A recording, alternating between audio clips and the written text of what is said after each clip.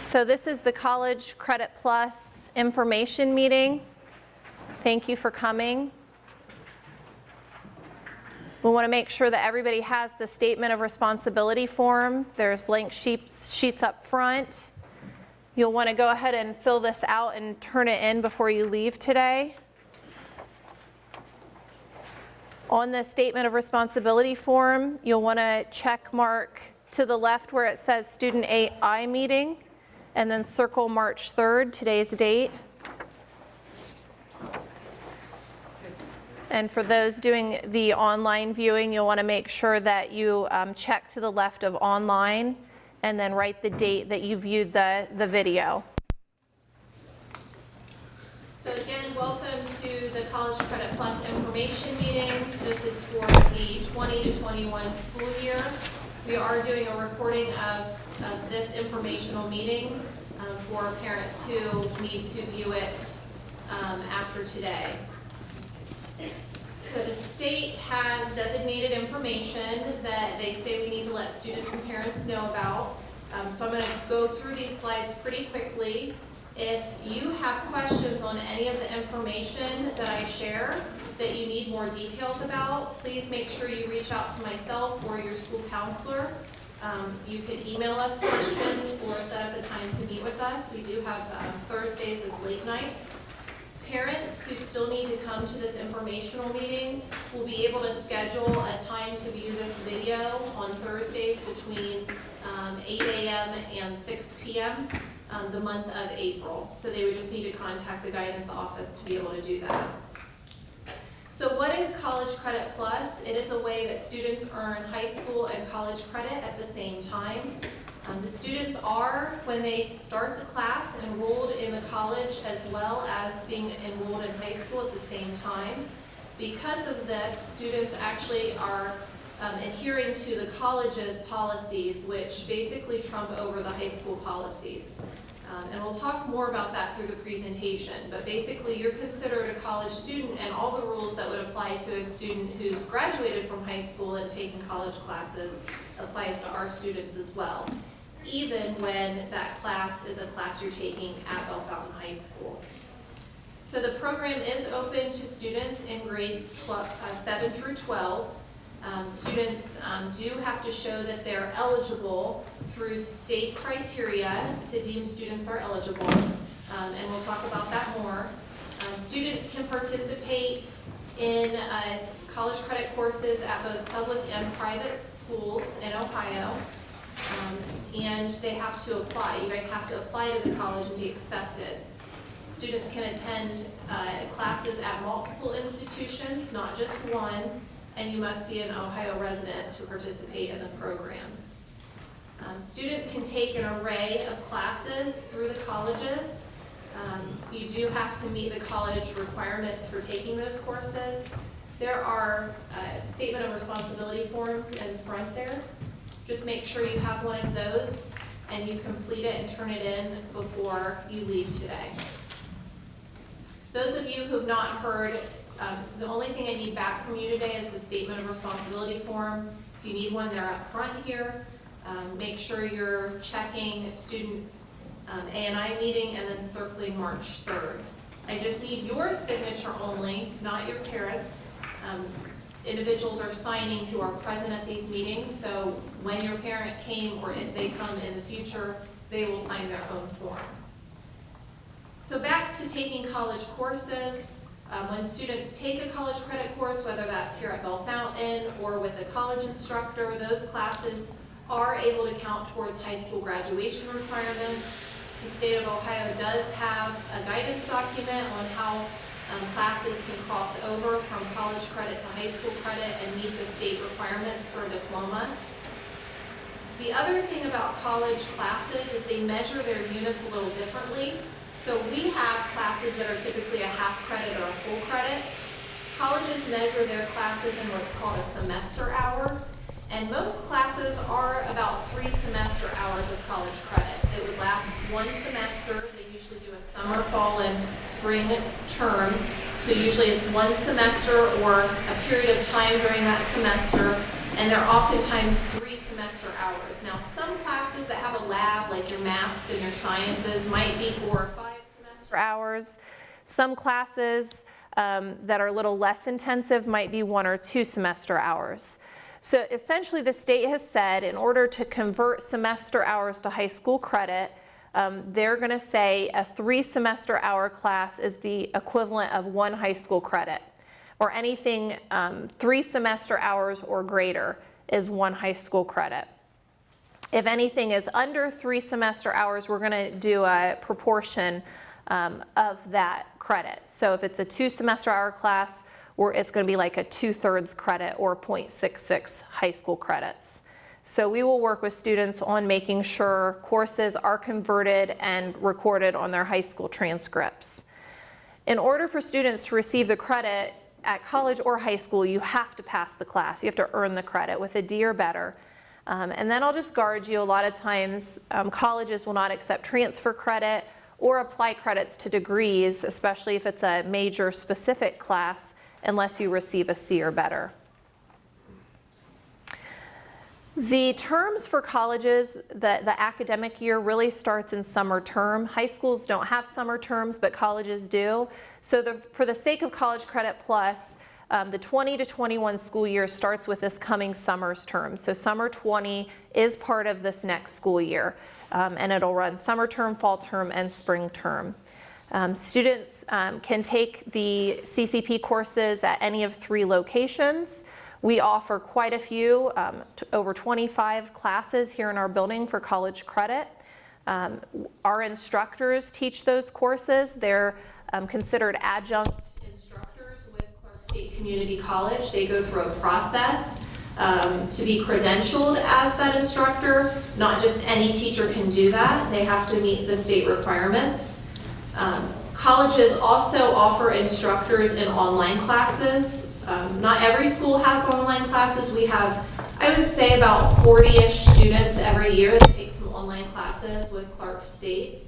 And then the third option would be a college instructor at an institution. So this would be where you're traveling to a college campus to take a class with one of their instructors on their campus. So those 3 types, at the high school, online, or at the college campus. I have a list here of the classes we offer at Bellefontaine for college credit with one of our instructors. One of the important documents that you need to have completed before April 1st is this yellow letter of intention form. If you've met with your counselor for scheduling and you're requesting a CCP class, more than likely you should have received one of these forms to turn in. If not, I do have some up front, or if maybe you've lost yours and need to pick up another, I have some here that you can grab. All of these classes that are listed on the screen that we offer at Bellefontaine High School are on the back of this letter of intention form, on a form I call the program information sheet. And this document is really important to me. I have over 250 students turn in these forms and take college credit class. And for every student, I have to figure out if they meet the testing requirements for each course they request. And I have to make sure you meet the requirements to be eligible for the state program with your testing scores. This document is really important that it's completed correctly. And what I ask you to do is to check any of these courses that you're interested in taking next year. Even if maybe they're alternates on your schedule request form, because that's going to allow me to see if you need to test or if you even meet the requirements that Clark State has for you to take these courses. So make sure you're checking everything that you might have interest in taking. I had a couple students this fall who changed their mind, wanted to take some math classes, but we didn't test them in math. So then we're kind of in a predicament because I can't put them in those classes because they haven't tested in math in a couple years. We could have tested them, and I'm sure their scores would have improved and they might have been eligible. So please keep that in mind. So how do you participate in College Credit Plus? There are 3 steps.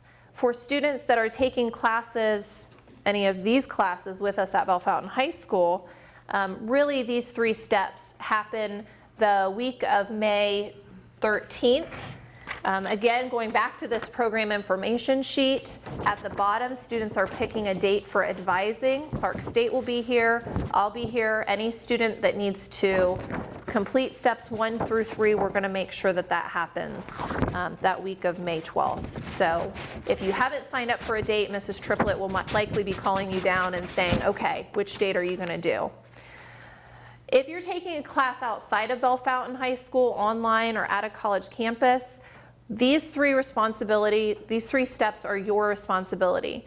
And I'll talk about what you would need to do in each of these 3 steps in order to take a class outside of Bellefontaine High School. The first step is state eligibility. So we look at if students have submitted an intention form by April 1st. That's the yellow sheet I just talked about. It's essentially a permission form saying that you came to this informational meeting, that you're considering participating. We're going to look at any prior scores that you have. Have you taken an ACT? Have you taken an Accuplacer or a Compass test in the past? We're going to see if you meet the state eligibility requirements, and if not, we're going to schedule you to test that week of May 13th on the Accuplacer. Who are my juniors? Okay, juniors, next Tuesday you're taking the ACT, and we do use those scores as well. So when we get those scores in, we'll decide if you need to Accuplacer test even with those scores being factored in. So make sure you really prep for your ACT next Tuesday and do the best you can on it. So students that think they might want to take a class off-site, maybe at Rhodes State, or I've had some students go to Edison, Columbus State, you're going to need to check on the college's website to see if you meet their requirements for eligibility. And they may need to schedule testing with you. We can do a universal screen for state eligibility with our Accuplacer testing on May 13th that week. But if you think you want to take summer classes, it's going to be important that you communicate with the college where you want to do classes at to see if you need to test before that week of May 13th. For most students, if you want to take a fall class, you can just wait until the end of May or middle of May to test, and you're going to be fine to register with whatever institution for fall term. But again, the point is make sure you're looking at those colleges' websites to see what their process is for the College Credit Plus program. A great way to do that is just use their search bar on their website and type in CCP. If a student's scores are not college level, there is a cusp of scores, and in our program guide for College Credit Plus, I have a table that gives scores for state eligibility on page 6. And so you can reference this there. We can allow students to participate if they're in that range. They just need to have a 3.0 cumulative GPA in high school or receive a recommendation from their school counselor. Students that are not eligible for the program, we would just advise with that week of May 13th to adjust their schedule if needed. Most of our CCP classes, we do offer an honors version, so with some advising, if you decide you still want to take that class, you can. The second step is college eligibility. This is essentially applying to the college and being accepted. The state eligibility, again, is just testing and meeting their test requirements that are listed on page 6 of the information guide. College eligibility is going to their website, completing their College Credit Plus application, and then seeing if they accept you. And this is going to be different from school to school. All of our classes here with Clark State, they accept every student that applies, so it's just a matter of getting the application completed. And the week of May 13th, if you haven't applied, I'll have a checklist for you that'll tell you what you need to do, and if applying to Clark State is checked, then you'll apply to Clark State. Most of the colleges' applications are online. They're pretty quick to complete. I know Urbana has a 5-minute fast app, so it makes it pretty easy. Ohio State Lima would be quite an exception to Urbana. Their application is pretty extensive. They have a program called the Academy for CCP, and it's pretty challenging to get into. Colleges do have the final say on if students get accepted or not to the program. The last thing colleges are going to do are decide if you are eligible for the courses that you would like to take. And again, this is going to vary from school to school. Ohio State Lima, who has pretty strict application requirements, they really open up course eligibility without test scores, because once you get in, you're showing you're ready. Clark State, since they accept everybody, they have requirements for each course that you need to take, and those are referenced in the program guide as well on page 8 and 9. So you don't necessarily need to know this information. We'll be looking at it if you are checking the courses on your program information sheet. When I look through courses, I'll make sure you've met this, and if you haven't, we're going to mark you down to test in the subjects that you still need to test in. If you are interested, it shows ACT scores and AccuPlacer scores that you need to have to take each of the classes that we offer here at Bellefontaine High School. This is where off-site students, if you want to take a class at Rhodes State or Columbus State, you're going to have to work with their CCP advisor. So what would happen after step 2, you complete the application at Columbus State, for example, you're going to get an email response that says you need to schedule an orientation and you need to schedule testing. Now, if you have test scores, you're going to want to talk to your counselor so we can send those to that institution, and then they'll decide if you need to do any further testing. So work with us, communicate with us if you're looking at a college outside of Clark State, and we will certainly assist you with that process. You do have to take the initiative. What courses can you take? Really, the state says courses are open to students that the college offers. You can take anything. The exception is they do want you to do level 1 courses. What they call level 1 courses is your first 15 semester hours. So you'll just need to talk with us, with the college advisor, to make sure the courses that you think you want to take fit within those level 1 courses if you have not yet received 15 semester hours of college credit. We do have Lisa Castle with Clark State, their High Point campus here in Bellefontaine. Come to the high school once a month. If you should like to meet with her, or the student would like to meet with her, parents, just contact Mrs. Triplett in the guidance office and she would be happy to schedule a time for you to meet with Lisa. She's done a lot of advising with students on how to really apply CCP classes towards whatever your future career goals are. So this is more information about level 1 classes. They're typically like your core classes: English, math, science, social studies. And of course, once you have the 15 hours, then you can move on to other classes. There are some non-allowable classes, of course, like one-on-one instruction. We can't pay for that with CCP.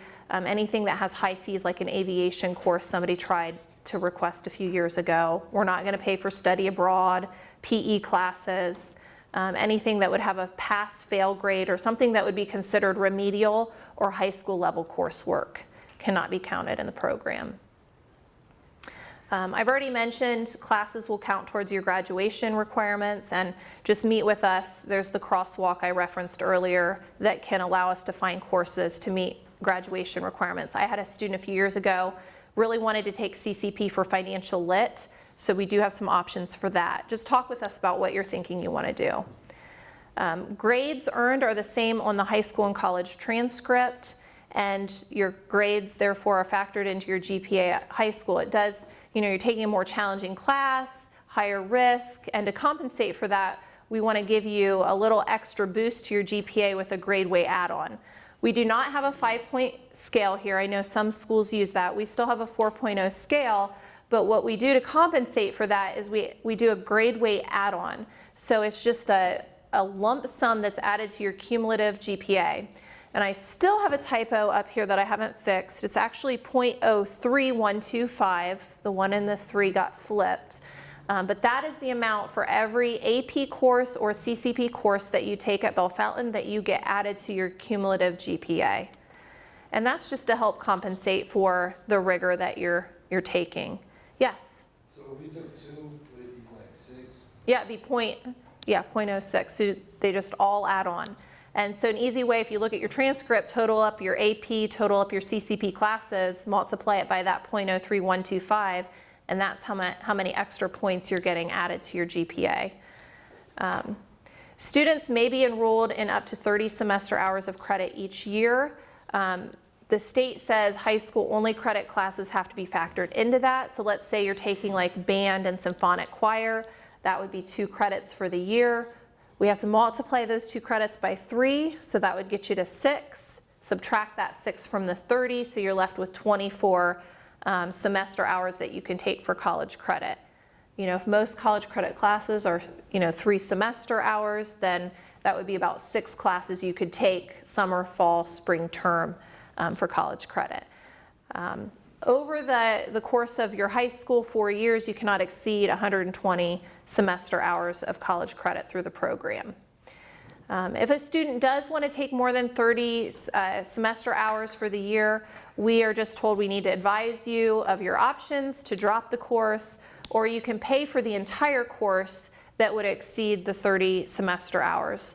So if you're at 28 semester hours, you want to take another 3 semester hour course, you're not just going to have to pay for 1 semester hour that exceeds 30, you have to pay for all 3 semester hours. Now, I was just informed from Clark State, because we have a situation this year where a student is paying for an extra course. The state is now allowing for the institution to bill the student at the CCP rate rather than their standard tuition rate. So for Clark State, that is a difference of maybe $150 per semester hour to about $42 per semester hour. So that's a huge savings for students. In that case, we wouldn't pay for books or any of the fees as well for that class. So the differences between high school and college courses, the tests are very different, and I want to just point out the difference here between AP classes and CCP classes, because you do test for both. CCP, you're testing to get into the course. It's like a placement test. AP, you're testing afterwards, so at the end of the course. And then those courses, AP courses, you earn credit for college, which is called articulated credit. So you're only getting that credit if you send those test scores to the institution.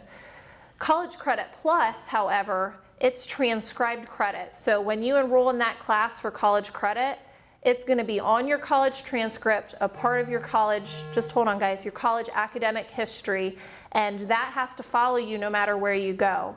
When you apply to a college for regular admission, submitting your application, you're saying, I'm disclosing all of my academic history to you, and that means you're going to send any transcript that you've taken college classes with to that institution. Okay, that's a huge difference. Colleges are going to have fewer tests, so the grades are going to matter more. High school, you usually have many more tests, so the grades, each individual test score isn't going to have as big of an impact on your grade. High school classes, you really don't have to study as much as you do with college classes. You have to study a lot longer. College classes, you're going to cover a lot more information. You're going to have to do more reading and writing outside of school. So I would say double the anticipated number of hours that you need to do for a regular high school class. Now, if you've been taking honors and AP classes, the workload is probably going to stay pretty similar to what you're familiar with. Grades, again, back to tests. You're going to have far fewer grades in a college course than you will in a high school course. So the grades matter more in college. And once you experience that, you'll see how much, a midterm and a final and a few, essays might, how that changes your grade and how easy it is for one low score to really change that. A big difference between college classes and high school is the role of the parent. So college, when you go off to college, you're considered an adult. And the privacy governance called FERPA is very different from college to high school. So in college, they're saying you're independent, nobody but you is allowed to have access to your educational information. In high school, your parent is the primary access for that. So we get around this by having you sign a FERPA waiver when you are applying to those colleges. And most colleges now have that FERPA built into the application. But if you get some resistance from schools outside of Clark State, know that that's probably why, just because they have a federal mandate to protect your individual education information. So benefits, you get to earn high school and college credit at the same time. You get a head start on, your college degree. You can maybe shave a year off of your degree. You can maybe have opportunities to do co-ops or study abroads to stretch out your degree. Double major, I've had some students double major. And it's a huge savings on tuition and textbooks. Sometimes textbooks for our CCP classes, online classes, are more than what we pay for the class. Books are very expensive. And we know that students who take at least one CCP class in high school are more likely to be successful with college classes once they graduate. So it's a really good learning opportunity. So I just want to remind you, if you fail a class, transfer, or drop too late, you might have to pay for the class. And the grades that you earn will impact you long term. As I mentioned, you're going to have to share those transcripts with any college where you apply. If you fail or withdraw too often, you may be placed on academic probation or dismissal. And what that means is if you receive a CCP cumulative GPA of a 2.0 or under, then the next term you're going to be on probation.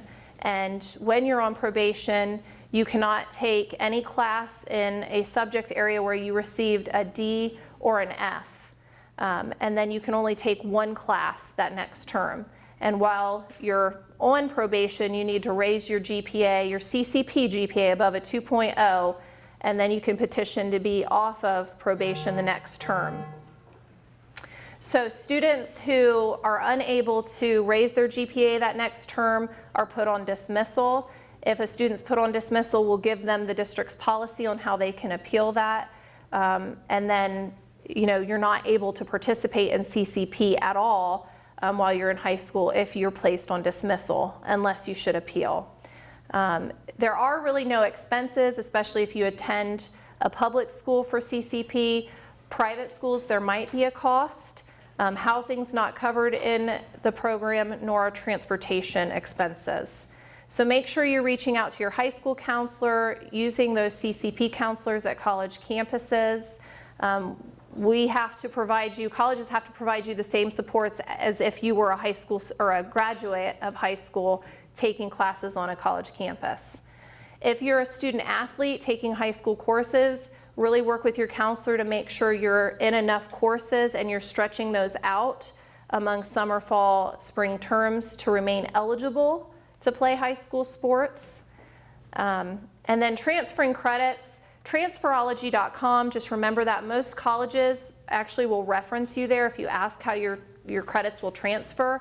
You create an account on there and you say, I'm taking all these classes with Clark State, I want to go to Ohio State. They're going to show you what the course numbers are at Ohio State.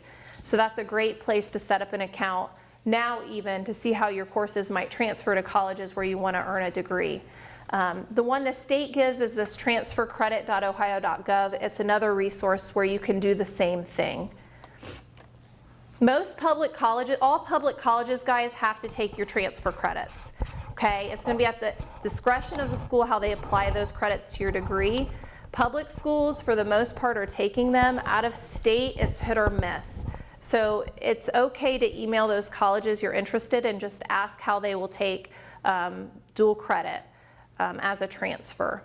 So we want to make sure you're college ready, make sure you're mature, that you have the management and organizational skills to be ready to take credit for this work on your own.